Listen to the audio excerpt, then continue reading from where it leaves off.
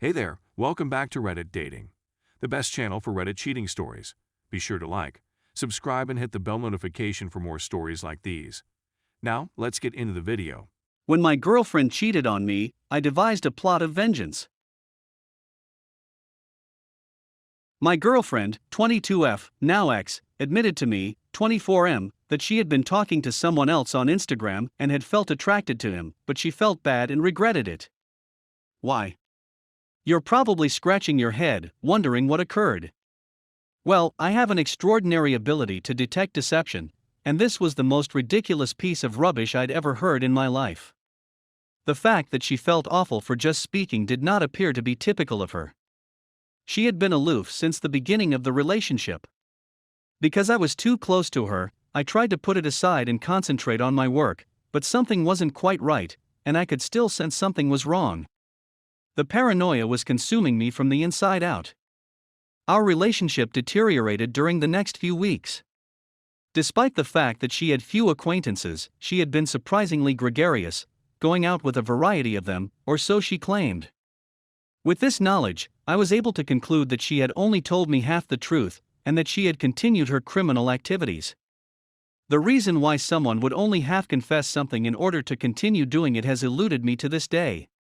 The relationship was pretty much dead in every manner, and I had counseled her to stop it since I didn't see any use in prolonging it. However, she persisted in trying because I had found her a good job and she was making excellent progress as a result of my friend's encouragement. When I realized that this was her motivation for continuing, I felt something break inside of me. Through unbearably similar situations, career disappointments, and personal betrayals from her friends, I had been at her side through it all. I gave her everything I had all of the time, and she was grateful. I lived only for the purpose of bringing her happiness. But in reality, she was living on my dime and keeping me in the dark about her whereabouts. As the idiot that I was, I began plotting my icy cold retribution in the hushed confines of my own home. I attempted to contact a random female, J, who provided me with her phone number months before these occurrences, but I was unable to do so because I was steadfast. My explanation for why I hadn't called was accepted by her. We hardly exchanged pleasantries on our first date, but she surprised me by kissing me at the end of it. It made me feel uneasy and guilty at the same time. I waited for my girlfriend to come out of the shower the next morning and snooped through her emails and other correspondence. I discovered what I had suspected for weeks: she had kept the show running, and it had reached incredible heights. In addition to going out multiple times per week and sending pictures constantly, I also did so while I was with her at other times. When we first met, I spent hours copying and pasting related messages she had sent to me. Even posing for him in the outfit that my parents had given her as a Christmas present. My sense of remorse had been thrown out the window. I was able to keep myself from freaking out and exposing her to the world. This instilled in me the confidence and blind hatred I required, and I phoned Jay again that night, carrying out my plan in the most brilliantly rage-fueled manner I could think of. As a result, I continued this pattern for around 2 months, having with Jay whenever and wherever possible while maintaining the appearance of a normal boyfriend to the rest of the world. My girlfriend came over one night, and we proceeded to further screw her while focused on the hatred in my thoughts. On other days, I would stay up all night in order to see her and her even more the next morning. Following that, I often left out minor hints of skepticism in her direction in order to make her feel anxious and guilty about the situation. My relationship with my girlfriend came to an end after discovering her lies, but I maintained my moral superiority over her by keeping my secrets from her. Even after I presented her with the facts, she continued to deny everything. She had been depressed for days following their reconciliation. Because of this passage, I felt as though all had been for naught, and that I had never completely received closure. Jay became more at ease in my presence, but I was already engrossed in the whole story of this plot. I couldn't handle the thought of dating anybody else at this time, so I had to call a halt to our relationship as well as our friendship. The following months passed, and the lady whom my ex loathed the most, since she was highly popular with common male friends, happened to come to work with me, much to my surprise. Whoopin' got close, but it was never anything more than a casual relationship. Even though my ex-girlfriend had found out and texted me to confirm it, she was still hurting from our breakup. Instead of answering, I traveled to her home to personally inform her of the situation and witnessed her crumble in front of me. Edit. All of this nonsense did nothing but mess with my head. Her cheating gave me fear about other people betraying me, but what I did demonstrated that I too was a jerk like no other. Since realizing this, my attitude about women and relationships has changed dramatically.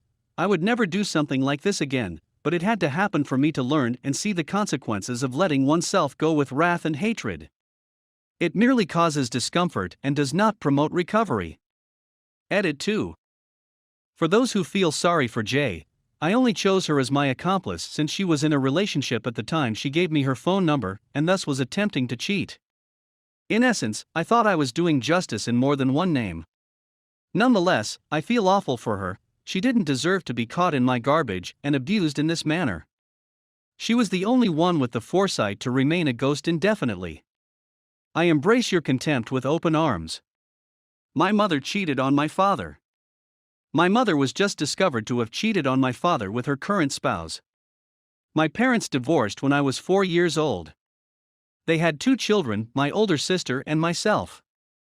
My father had stated in passing that she had strayed with her now husband while I was in high school, but I was a teenager at the time and didn't give much mind because I didn't understand much about adultery. My father died a few years ago when I was 28 years old. He was unable to find a suitable replacement for my mom. In actuality, despite the fact that my father owned his own business and adored my sister and me, he looked to be in a state of bewilderment. I didn't realize how incorrect I was until this year, when I discovered he was having an affair. My mother used to make disparaging remarks about my father when I was growing up, stating that he was abusive. She also married her current husband the same year my parents separated, but I was too young to realize what was going on. Anyway, I'm just really sad for my father right now. He wasn't as lost as I had believed, or perhaps he was lost as a result of my mother's adultery, one of the consequences. What he was, in reality, was a man wandering around with a shattered heart. That genuinely frightens me. He also admitted before his death that he ruined my marriage, with tears running down his cheeks. I should have recognized what was happening sooner, but I didn't. The source of all the slander was my mother, not him. In truth, he addressed her as your mother, but she only acknowledged him by his first name, and she addressed her now husband as your father while addressing my sister and me. What a messed up predicament we've got. I should have known what I was getting myself into. I wish I could hug my father and tell him it wasn't his fault, that cheating is selfish, and that if she wasn't happy with him, she could have just left without having to sleep with another man. I've been fooled in the past, and I know how awful it can be. I'll never understand why somebody would do such a cruel thing to someone they claim to love, no matter how hard I try. In terms of how I view her, and how I feel about her, my mother will never be the same to me again. The same might be said of her husband. He moved in with my mother and played a hand in my father's and now my own deaths. I don't want to have anything to do with either of them. They have no idea how I found out, and I have no plans to tell them. It is not their problem that they are aware of my desire to separate myself from them in the future. I'm writing this down since I'm not supposed to tell anyone else. To inform you all, infidelity harms your children's hearts as well. My father was my best friend, and I miss him terribly on a daily basis. Now I know he was the most physically powerful man I'd ever met. He kept my sister and me's pain buried for the remainder of our lives, and he never tried to retaliate against us. My mother and her husband, on the other hand, have been carrying a dark secret and professing to be soulmates. No, they are not soulmates in my opinion, instead, they are terrible people. My father may never have found love, but I admired him, and will always see him as a hero. She had the strongest heart I'd ever seen, and I didn't even realize it at the time. Second edit. I'd want to thank everyone who has taken the time to remark and assist me. I'll provide an update as soon as I have one. I've looked over all of the comments and sorry for not being able to react to everyone. Thank you one more.